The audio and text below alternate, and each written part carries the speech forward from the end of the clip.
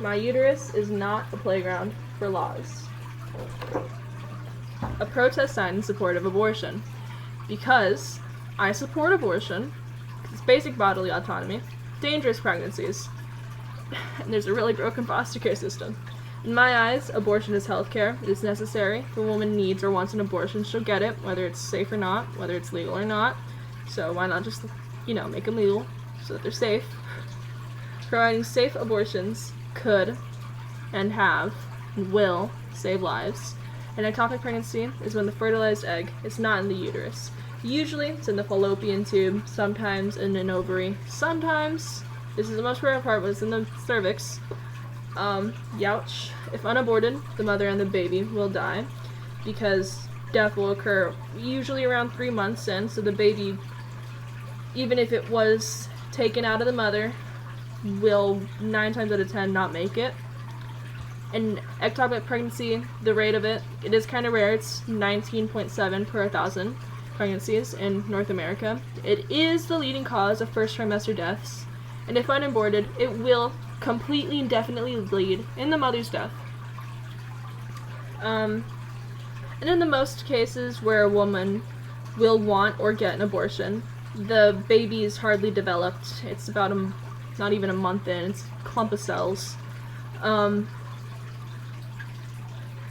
And the foster care system is very overfilled. A lot of children are going in, and they're not coming out, getting fostered or adopted, because they'll turn 18 and then they'll be thrown on the streets. Foster care system's a little broken, very much overfilled. A coat hanger abortion is a very real issue, because as far back as 1959, a woman was arrested for it. Beulah Walker, 65, most likely not the first, definitely not the last. And then there's also back alley abortions. You've probably most likely heard of them. Unsafe and sexually exploitive.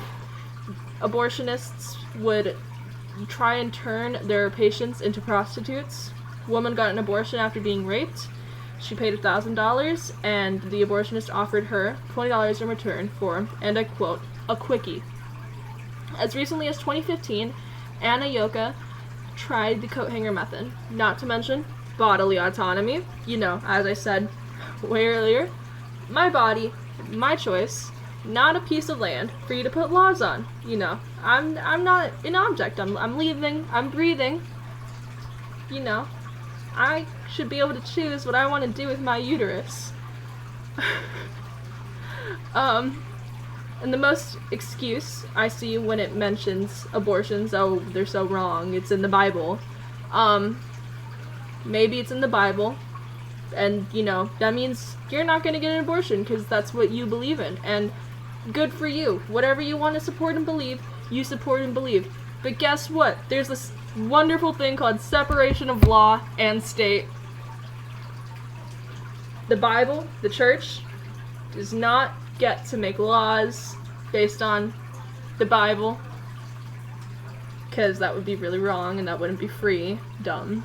And this is the land of the free and the brave, or so I've been told. So your Bible shouldn't affect my abortion rights. They can affect yours, but they shouldn't be affecting mine. So, closing this off, I'd like to recite this one poem I like, Bands Off Our Bodies, by Girls Globe. They seek to curtail our reproductive freedom, strip pregnant women of reproductive agency, thwart pro-choice legislation, shut down abortion clinics, try to convince us that our bodies are not ours to keep. Our bodies are not political battlefields. Our reproductive choices are not yours to define, and our bodily decisions are not yours to decide. We are not your incubators. We shall choose when and who to house in our wombs, who becomes the flesh of our flesh.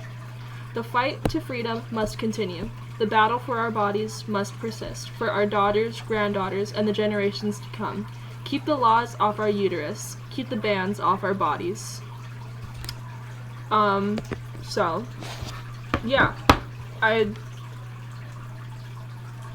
like abortions to be legal.